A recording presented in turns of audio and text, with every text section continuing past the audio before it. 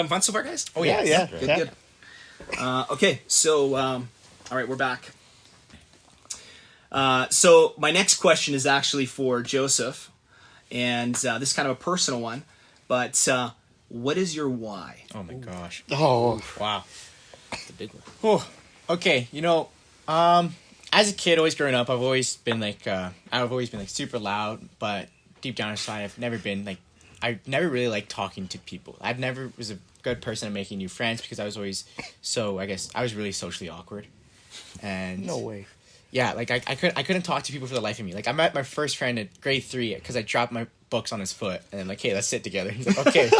Like, that's how like it was. I was never really an outgoing person, but what I always strove for is that when someone told me I couldn't do something, I'd show them I can do it. Like I remember one of the big reasons why I liked making money is because I was in grade 5, I believe, and I told his classmates, hey, I'm gonna be a millionaire when I grow up. And they're like, oh, that'll never happen for you. It's like, what are you talking about? Like, $1 million is so much. And then I'm like, okay, now I have to do it because they said I can't. Sure. And then like Daniel I came with Daniel to collect bottles and whatnot. And even in junior high, we had this whole entrepreneur class, and I made my own food company, and we made the most money as the school has ever made. Doing it, just selling Mr. Noodles. And it was incredible. So we made so much money. I had about 18 employees underneath me. We only made $2,000, but like, hey, for like that's a sick. 15-year-old, that's pretty good. Yeah. Wow. And then I've always been, I guess, swaying, especially in high school. I never really tapped into that again.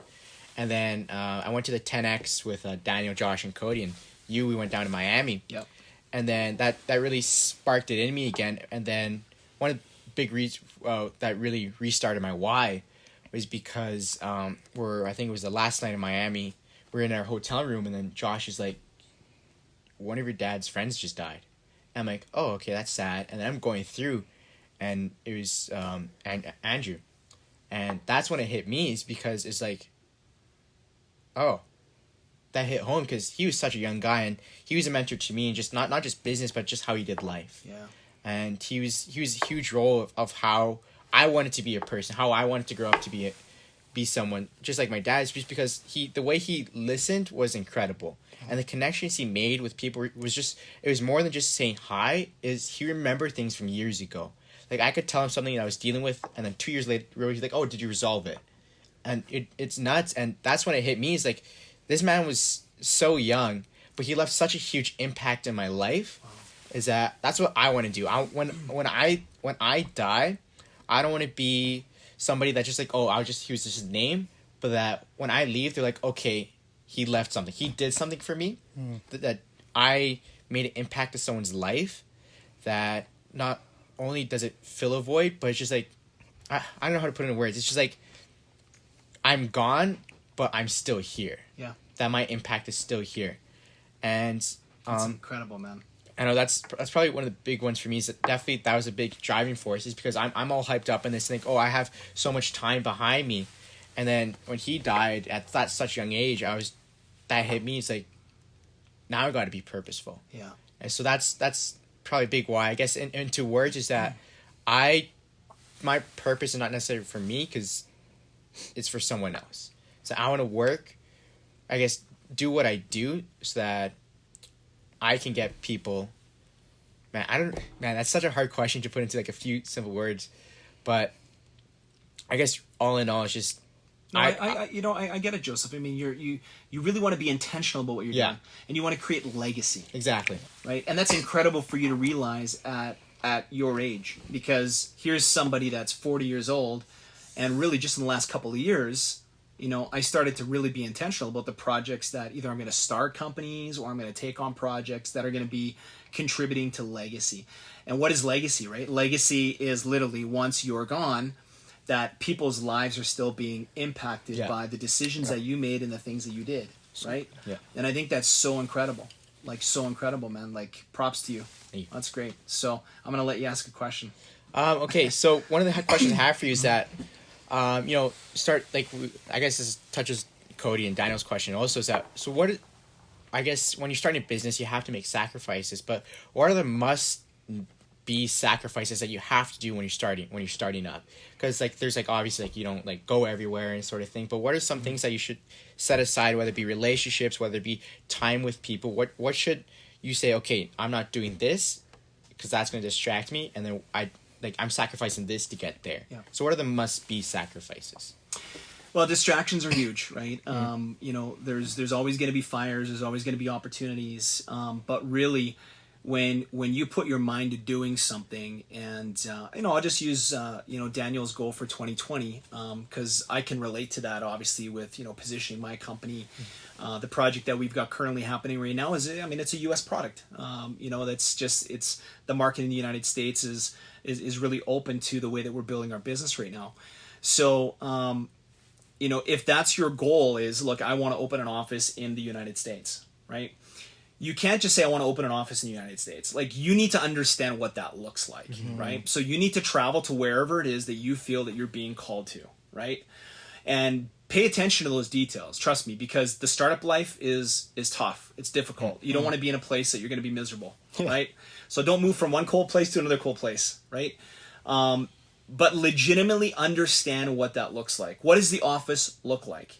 What's the square footage, right? How many offices? How many desks? Are you going to have open collaborative space where teams work together? Are you going to have a training room? Are you going to have a training facility? Are you going to have boardrooms, meeting rooms? What does that look like? What is it going to cost? What type of furniture are you going to buy? Are you going to buy IKEA? Are you going to buy, you know, refurbished stuff? Like, what are you going to do? You got to know these details. You got to know what they cost, and you got to find a place where you want to plant your flag. And then you know, from that point on, you really want to start looking at, okay, like, how do we get involved with this community? Right? You know, maybe join the Chamber of Commerce, or, you know, join a networking company, you know, organization or something like that, or get involved with, you know, a charity, or, you know, a local church, or whatever. You really got to bring these pieces together, because putting all of that together reinstills the faith and the belief that this is happening, right? So you probably heard, you know, the saying before, you know, believe it before you see it. You know, like truly, like, you know, you got to visualize it, and then basically it happens in your life, right? And there's a lot of truth to that. There's a lot of truth to that, especially for myself. You know, I mean, I'm not a doctor. I didn't go to med school. I've got no business, you know, being in the healthcare business, but I have a story. You know, I had surgery in the United States, and I discovered a lot of fraud. I discovered a lot of abuse, a lot of corruption, in a massive industry, and so that story became real, and that planted seeds for me, and really, you know, pushed me into what I'm doing right now. And so, you're gonna have to make sacrifices, but those sacrifices will become a lot less painful when you truly feel and understand where it is that you're going. You're gonna, as Warren Buffett says, you're gonna have to get good at saying no. There's gonna be opportunities. There's gonna be, you know, great, you know, social things that, you know, you can do. But you're gonna have to look at the time and the commitments, and really all the things that you're gonna have to do to get to where you want in 2020. That's all gonna have to be laid out. You're gonna have to have a timeline, right? Because you're gonna have a goal, you're gonna have a target, and you got to look at what that is.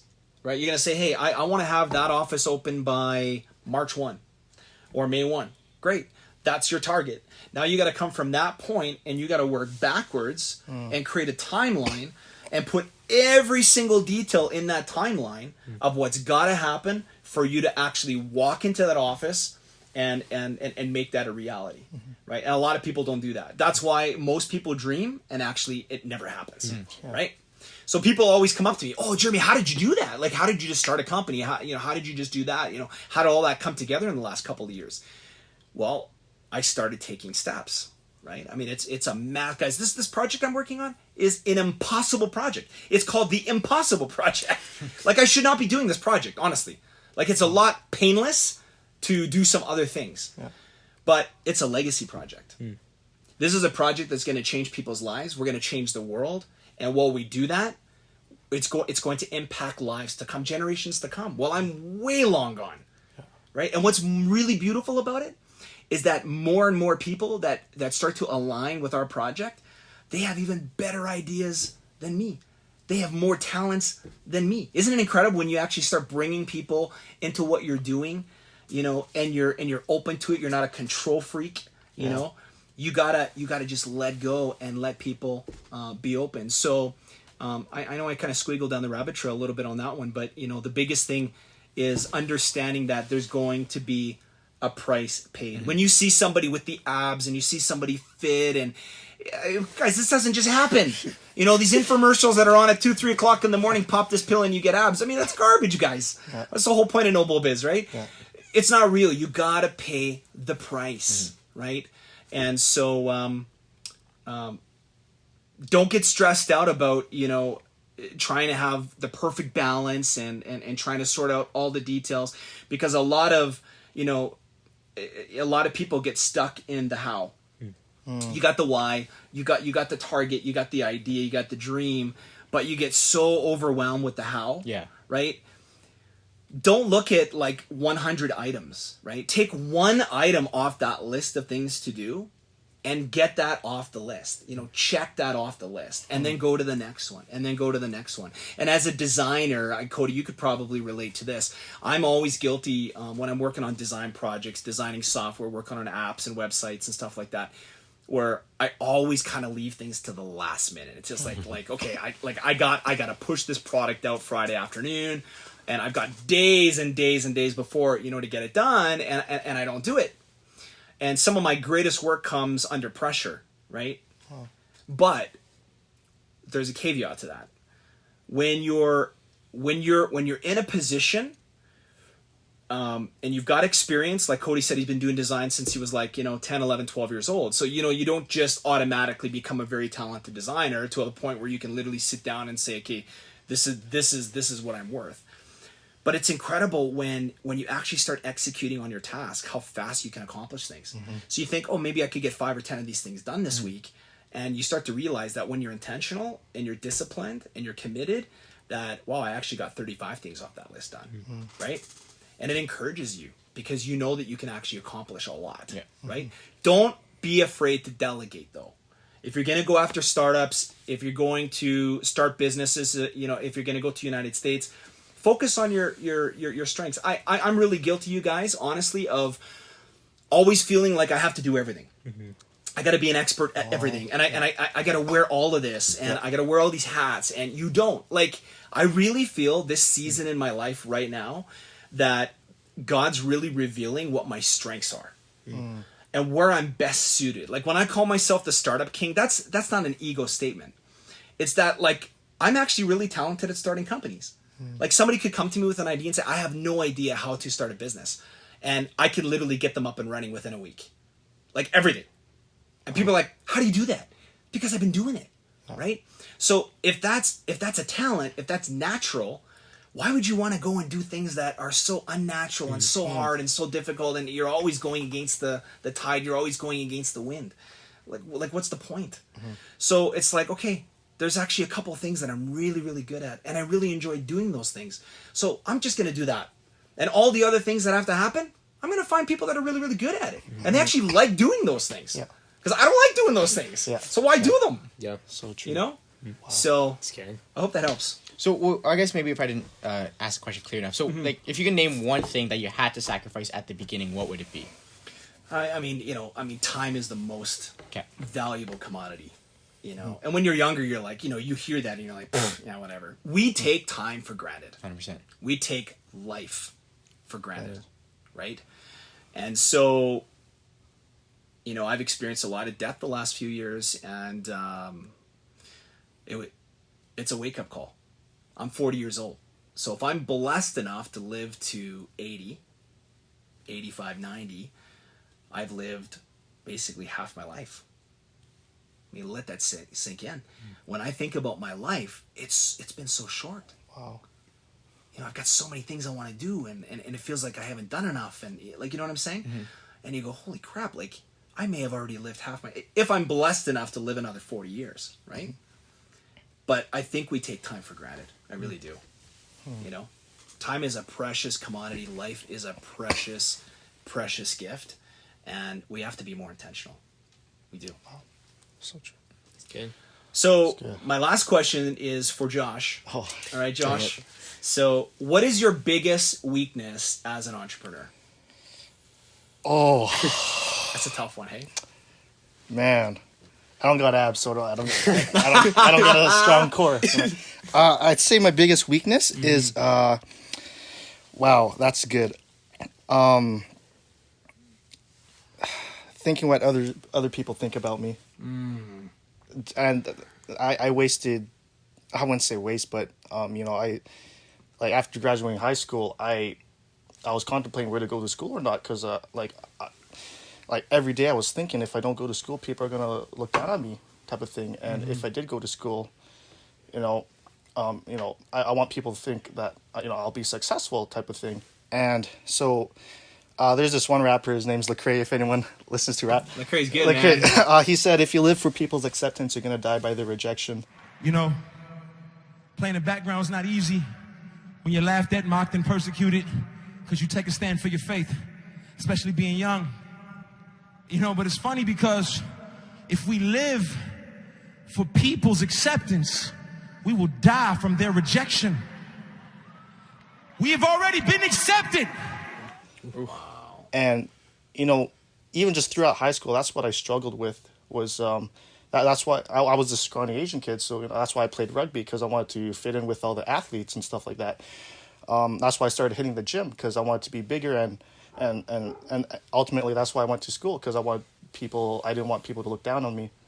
And so even now, it's like I'm just starting up my YouTube channel again, and I get really nervous, because I'm like, oh man, like I'm so scared what people would think, like, oh man, Josh is weird, he's like starting up these different things, or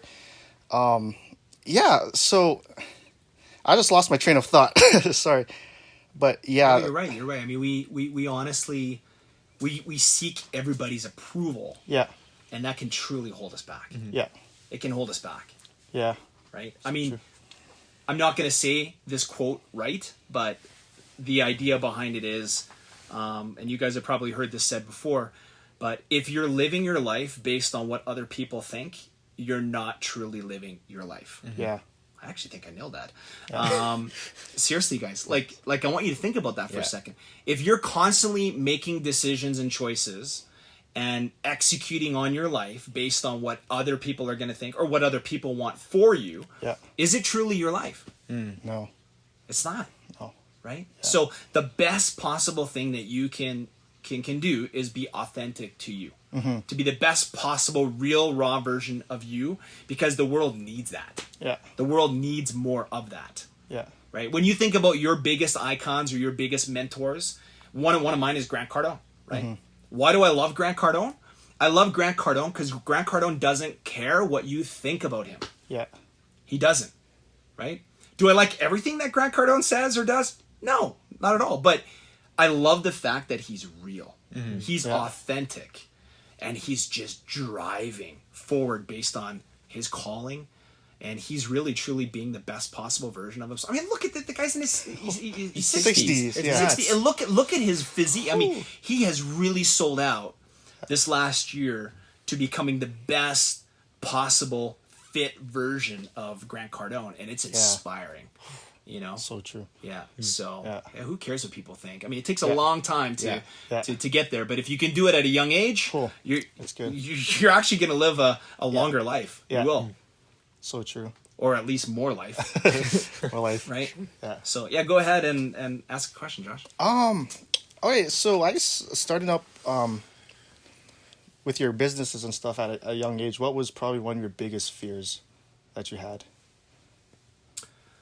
I think probably the most obvious fear was failing. Failing, You start, you win, you get something for winning, and then you lose it.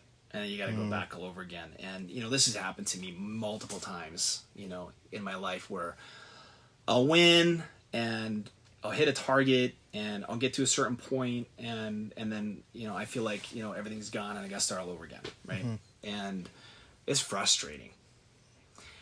When you focus on all of that, you go, kind of as Cody and I were talking off camera earlier, like, is it really worth it? Wow. Yeah. But the beautiful thing that you don't realize is that during that time, they call it failing forward, right? Yeah. So everybody's going to fail. So the sooner you can become comfortable with failing, it just kind of takes the pressure off, right? It's kind of like skiing. You know, I grew up wanting to ski race, and so I did. And, you know, I ski raced on Alberta Alpine, and, you know, my goal was to, you know, go to Nagano in 98, and that never happened. And I quit. I quit ski racing. And, you know, there's a big part of me today that wishes I hadn't quit. Like, what would my life have looked like if I had, you know, gone to the national, you know, training camp, and I made it, and, you know, spent more time in the mountains training, and actually made it, got enough points together to make it to the Olympics. What would that have been like, you know? And I think the biggest thing with skiing, a lot of people won't even go ski because they're like, well, what if I fall? Yeah. Right? Like, yeah, you know what? You're going to fall. You're going to get hurt. Not necessarily going to break a leg, but learning anything is painful. If you're a snowboarder, you guys snowboard? Yeah. Okay? A little bit. Snowboarding hurts Yeah. when you fall, right? Yeah. You can break wrists, you can do things like that because it's part of learning. Yeah. And it's the same thing in business. So why do we feel like, you know, why do we feel like we can't do something because there's this risk of failing? You got to get comfortable. I you know, we spent some time last year with Gracie Gold, an Olympic figure skater that was coaching Abby for a while, my youngest daughter. And she said, you got to embrace the pain. You got to embrace the fall because you learn so much from it. Yeah. And, you know, it reminds me to when I'm cycling. I love cycling. I took up road biking a few years ago. And one of the things I love about road biking is it's so fast. The bike is so light.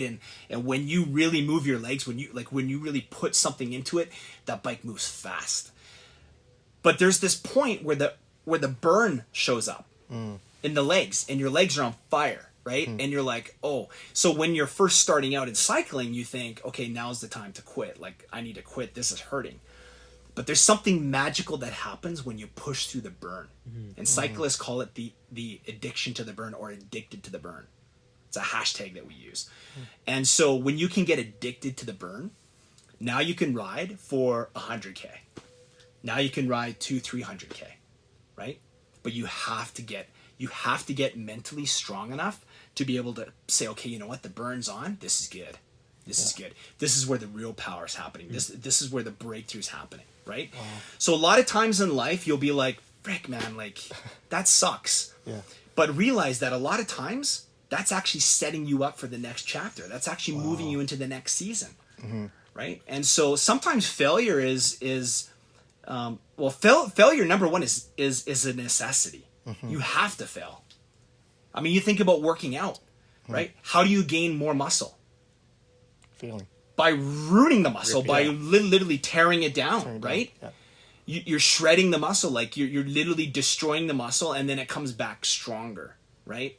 And so that's kind of an interesting concept. I guess that's why we can relate so much to sport in business, because there's so many parallels between an athlete and, you know, a peak performer in business. But yeah, I think that's kind of the main thing, man, is like, just don't be afraid to fail. Don't be afraid to mess up, you know? Don't be afraid to go into something not really knowing, like, you know, am I really going to do this for, like, I hate that question. Where do you see yourself in the next 5 to 10 years? It's like, I don't know. You know, hopefully like a few pounds lighter, you know? But really, like, I think we need to be more present, you know? And the Bible actually says, you know, like, worry about today. Tomorrow has enough worry in it, you know? Just like focus on today. And I think there's a lot of wisdom there, right? Because when you think about anxiety, when you think about being overwhelmed, when you know, think about all these things, like, it's okay to look forward, but don't get too ahead of yourself. Don't get lost in that, right? So I hope that helps, man. Yeah. That's good. Wow. Yeah. So this has been awesome, you guys, and I'm just going to put this back on the table. Would you guys be interested in coming back and kind of doing a little mini-series? Yeah, 100%. Yeah. With all of this? I feel, I mean, we're going to be almost an hour now by the time we, you know, chop this up and get this cut. But I just feel like I really feel that, especially when you're looking at these statistics, you know, in this Forbes article about entrepreneurs, that there's just such a massive trend. And one of the really, I guess, scary parts about all of this is, they say right here that out of all of these startups, I got to find it here real quick, but they're talking specifically about, timing. Timing is everything in business. A lot of people think it's about funding or it's about having the perfect idea. And in this particular story, they were talking about the project that came just before YouTube, and it was called Z.com. And the biggest challenge with Z.com was it was broadband penetration was too low back in 1999 and 2000. So YouTube came out literally just 2 years later, and we all know the YouTube story, right? And literally their timing was just 2 years later, but they actually made it because the challenges that were based on video compression software and stuff like that, it just didn't exist. And then it did. And so the timing of it all was perfect. So don't be afraid. I was in a founder F-up session in Phoenix last year. And one of the founders was speaking, and he started a really cool company called Carvana. Have you guys heard of that? Carvana? No. So it's basically you buy a car online, and you can literally you can see everything to do with this car. Like if there's a scratch, if there's a dent, if there's anything, it's literally highlighted, so you can zoom in and look at it. You can do a virtual delivery with the car, and he started building vending machines around the United States where you can literally go and take delivery of your car at any time. Like literally in the middle of the night, if you want, you go take delivery of your car. It's just one of the coolest things. But when he started Carvana, he actually started another company that had the same idea, but he failed miserably. But he didn't give up. So he had to reinvent, right? Kind of regroup, reset, and then he started Carvana. It was cool because when he was on the panel talking at this startup event, the guy that he owed a ton of money that had done a lot of the ad agency work and stuff like that was sitting on stage with him, right? But he didn't quit. He didn't give up, right? And now he's worth, hundreds and hundreds of millions of dollars, and definitely going to be a billionaire if he's not already a billionaire. So very, very, very cool. But the biggest thing is, and I guess I'll just pull this out of the Trump hat, but I heard Donald Trump speak years ago when I was over in Spain, in Barcelona. We actually had an executive dinner with him after, and he always ends his speeches the same way. He always says, don't quit. No matter what. Don't ever, ever give up. Don't ever, ever quit. One of the most important things, never, ever quit. Never quit. And I think there's a lot of truth to that. If we just keep going, we'll get to where we want to go. Wow, that's good. So, thanks for being here, guys. Thank you. All right. Appreciate it. Thanks for being here, Cody. Thanks for being here, Josh. you. All right, Joseph. Sweet. It's been great, man. All right, guys. Until next time, keep fit, have fun, and go start something. Go create something. All right, guys? Because we will be your biggest fans. We're here cheering you on, and we love you guys, and we're with you. We're behind you. So have an awesome day. Take care. Ciao. I should really stop talking now. They hate you. They criticizing you. They making fun of you. No, they're not. They're talking about themselves. They quit already. Deny them. Don't pay attention to them. And be great. Don't quit. Be great. Aha! See you guys.